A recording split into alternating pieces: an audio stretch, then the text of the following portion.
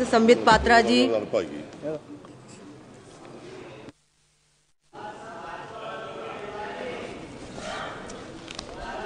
धन्यवाद सभापति महोदया, आपने मुझे सप्लीमेंट्री डिमांड फॉर ग्रांट्स का समर्थन के लिए बोलने का मौका दिया।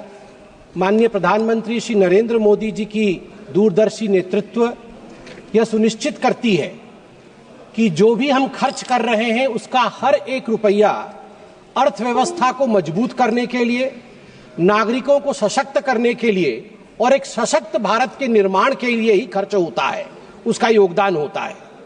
आज जो अतिरिक्त धनराशि मांगी गई है वह सिर्फ कागजों पर कुछ आंकड़ों का लेखा जोखा नहीं है, वो भविष्य के भारत के निर्माण का मानचित्र है।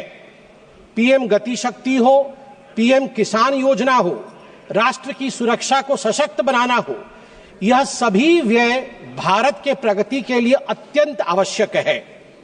कुछ विपक्षी दलों ने अभी विषय उठाया, फिस्कल डिसिप्लिन को लेकर अभी मैं माननीय प्रेमचंद्रन जी को सुन रहा था, वित्तीय अनुशासन को लेकर प्रश्न उठाया। मैं याद दिलाना चाहूंगा, I would like to remind them that there was a period during the rule of the UPA when recklessly they had burdened the economy with unplanned spending, अनियोजित खर्चे and policy paralysis. In contrast, in our government, our term, under Modi ji, every rupee that flies out of the coffer of the exchequer is under the guidance, under the radar of ATC. ATC meaning not air traffic control. ATC meaning A for accountability, T for transparency, and C for clear vision of development. During the UPA regime, सभापति महोदया, 2004 से 2014 के दौरान आपको जान के आश्चर्य होगा, 94,060 करोड़ रुपए की बजट राशि, जो कि लगभग 14 विभाग, सामाजिक विभाग और ग्रामीण विकास मंत्रालयों से संबंधित थी, वह खर्च नहीं हो पाई थी 10 वर्षों में। यह बजट का लगभग 6.4% हिस्सा उस समय खर्च नहीं कर पाई थी यूपीए की सरकार। मैं कृषि क्षेत्र का उदाहरण एक देता हूं। 2013-14 में कृषि का बजट यूपीए के समय में 27,663 करोड़ था। अब वह 5 गुना बढ़ करके 1,37,756 करोड़ हुआ है। फर्टिलाइजर की जो उर्वरक की जो सब्सिडी है वह भी 5 गुना बढ़ा है। अभी हाल फिलहाल में बिहार के भागलपुर से 19वां प्रधानमंत्री किसान सम्मान निधि में लगभग 10 करोड़ किसानों के लिए 22,000 करोड़ रुपए प्रधानमंत्री जी ने रिलीज किया। मैं याद दिलाना चाहूंगा कि एक उस समय की कहानी थी जिस समय कर्ज माफी की बात कांग्रेस पार्टी करती थी।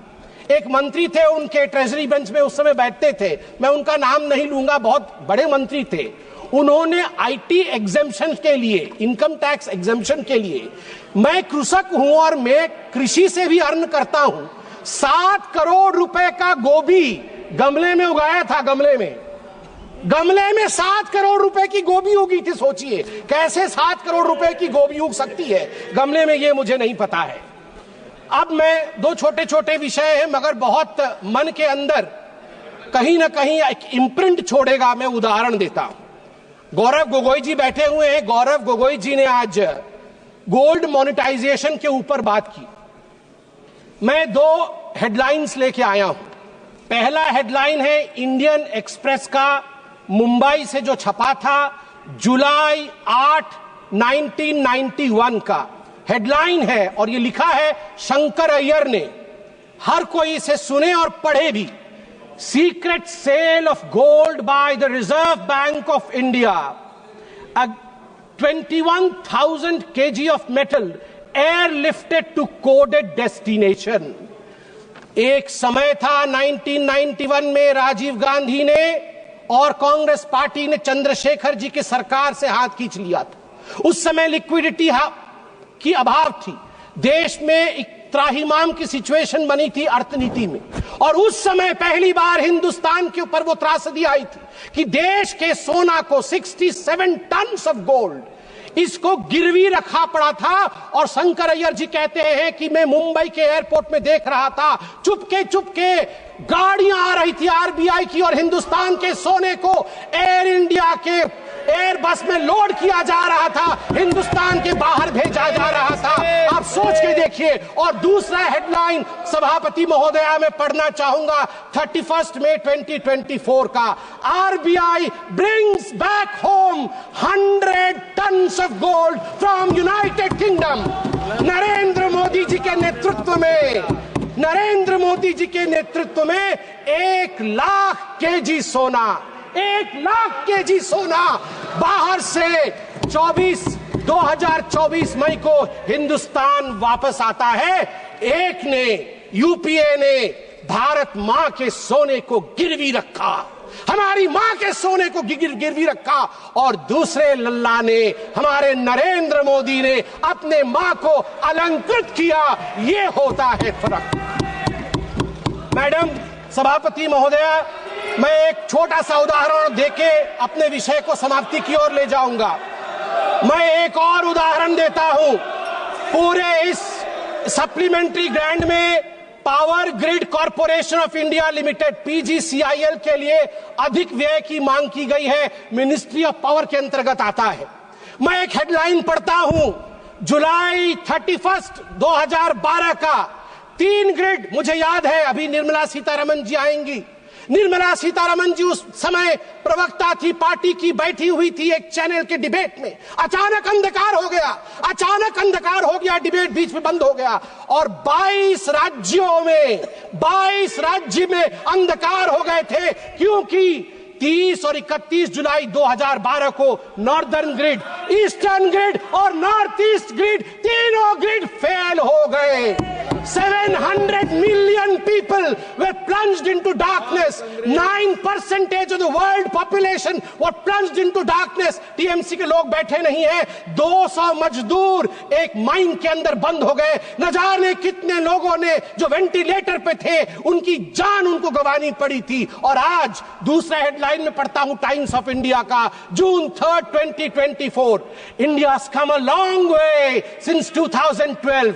Outage, world's largest, even 250 gigawatt isn't a problem for India now. मई 30, 2024 को अचानक भारत की जो पावर की रिक्वायरमेंट थी वो सारी रिकॉर्ड तोड़ देती है। 250 गीगावाट हो जाता है भारत की पावर की आवश्यकता, मगर हमारा ग्रिड टूटता नहीं है, फेल नहीं होता है। World's largest unified power grid, ये हमारे नरेंद्र मोदी जी ने देश को बना करके दिया है, इसलिए मैं इसका समर्थन करता हूं। अंत में, आज मणिपुर के विषय में बहुत कुछ बोला गया है। मैं बहुत दुख के साथ कहना पड़ता है मुझे कि यहां कहीं ना कहीं जहां एक एकता दिखना चाहिए, उस एकता की कमी है। मैं कुछ आंकड़े रखना चाहूंगा और ऑपोजिशन के हमारे सदस्य, उनका अधिकार है कि वो इन आंकड़ों को मांगे और जाने भी, क्योंकि ये देश हम सबका है। इंटरनली डिस्प्लेस्ड पीपल, आईडीपी जिसको कहा जाता है, उनके लिए यहां प्रश्न उठना भी चाहिए। उनके लिए क्या किया गया? In response, the government has implemented a series of measures aimed at providing immediate relief, long-term rehabilitation, and economic stability for the internally displaced persons, IDPs. These initiatives are housing assistance first, prefabricated housing for 3,000 families to provide immediate shelter, 2,660 houses completed, 2,520 houses occupied, 340 houses will be completed by the end of the month. Financial aid of 1,000 rupees has been provided on 5 separate occasions, amounting to a total of 30 crore. An additional 27 crore has been released to support the housing reconstruction efforts in Manipur for those who are internally displaced. Relief camp operations have been sustained with an allocation of rupees 280 crore, ensuring essential services such as food and health care for affected families. A compensatory package of rupees 32 crore has been provided to farmers for those who suffered agricultural losses due to the conflict. माननीय सभापति महोदय, educational support के बारे में भी माननीय सदस्यों ने बात की. A total of 11,763 displaced students have been enrolled in various educational institutions. The government, schools and colleges have provided free admission. College Students Rehabilitation Scheme उसको इंट्रोड्यूस किया गया 2023 में, जिसने 1000 डिस्प्लेस्ड बच्चों की मदद की ताकि वो वहां फ्रीली जाके एडमिशन ले सके, और उनको 10,000 रुपए की राशि भी ऊपर से दिया गया. एम्प्लॉयमेंट और स्किल डेवलपमेंट डिस्प्लेस्ड लोगों के लिए 426 IDP led startups have received government support. ये स्टार्टअप के माध्यम से कई लोगों को नौकरी दी गई. जो अभी 500 इंडिविजुअल उसमें एनरोल हुए हैं हाल फिलहाल में.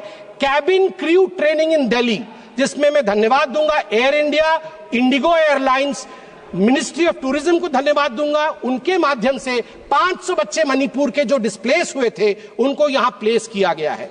Free medical treatment has been provided to the IDPs at जेनिम्स. और ठीक उसी प्रकार हमारी जो गर्भवती माताएं हैं इन रिलीफ कैंपों में, उनके लिए भी हर संवेदना के साथ पूरी तरह की प्रोविजन की गई है. अंत में महोदया, मैं बस अपने भाषण के अंत में यही कहना चाहूंगा कि हमारे राहुल जी ने थोड़े दिन पहले, कल ही उन्होंने कहा कि वोटर लिस्ट में गड़बड़ी है. अभी अरविंद सावंत जी भी बोल रहे थे कि वोटर लिस्ट में गड़बड़ी.